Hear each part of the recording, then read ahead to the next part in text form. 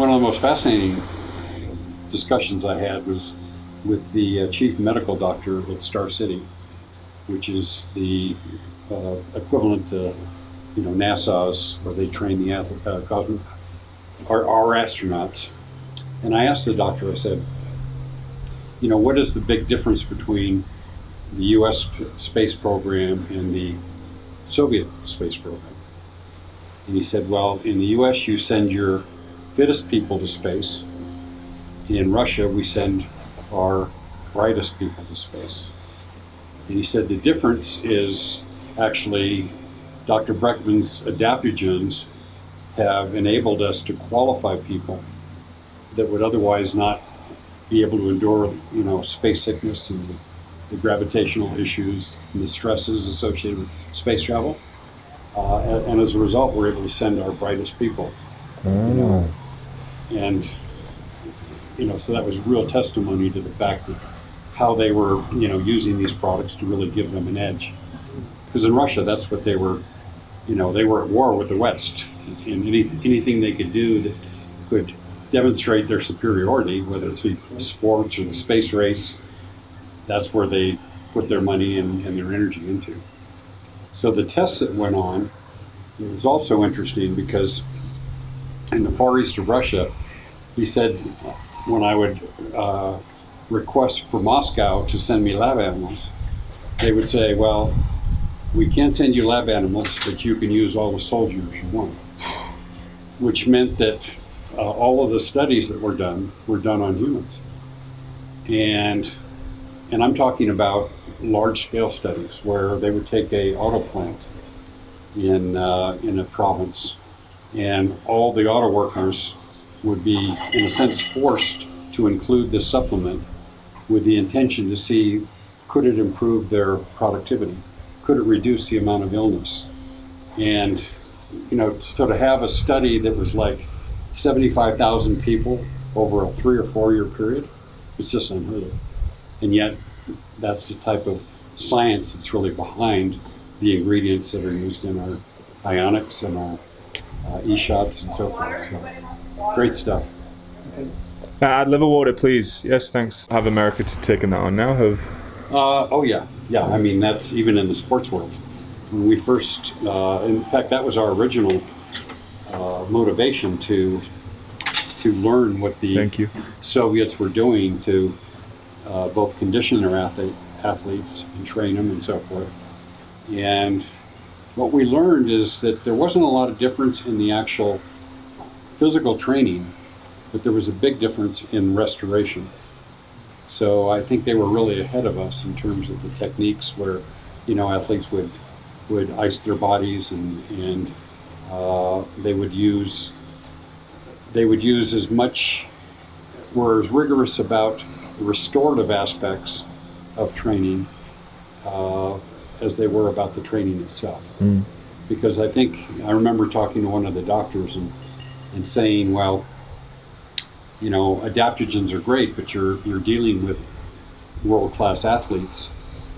And he said, what people don't realize is world-class athletes are in a constant state of breakdown because they're pushing the envelope, no matter what sport you're involved in. And so you need that edge. And that edge is how quickly can your body restore itself from the training that you're putting in order to improve your performance. And that's where, again, we learned that of the work. Now, obviously, in the Eastern Bloc countries, they didn't stop with natural substances. A lot of them were also using drugs, steroids and things of that nature.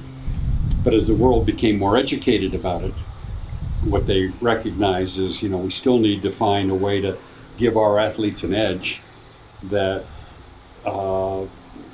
isn't going to harm the athlete. And so some of the work that we had originally translated, it came out of the Institute of Sport in Moscow with top secret on it, because they treated those as proprietary secrets that were advancing their system. So when we had access to that, it was kind of a very interesting time, because it was like the Wild West, because you had people that had grown up in the system and they didn't understand capitalism, because everything they did was in reference to respond to the state. And so even when we started to develop relationships with the intention, and we still source many of our natural products from the far east of Russia, because that's where they grow, that's where they're indigenous. But when we first started developing those relationships, it was interesting because they had no concept of commerce.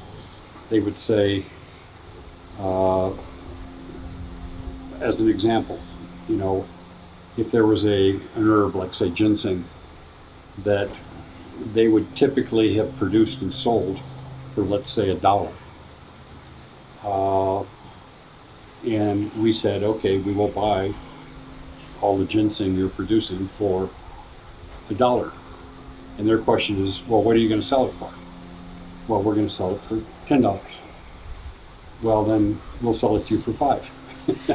So it's kind of like they didn't recognize that there were actually costs associated with marketing and everything else that went along with it, because they just didn't have a concept.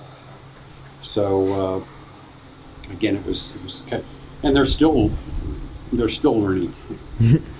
Although what we saw is that the military basically just changed uniforms, as a lot of them became the Russian mafia. Right. We had a joint venture with a former admiral, and he invited me to go fishing one day and showed up with this 300-foot, Navy launch that he had commandeered for the weekend. It was a bit crazy. So he's an oligarch now. I mean, it just. Good. Well, yeah.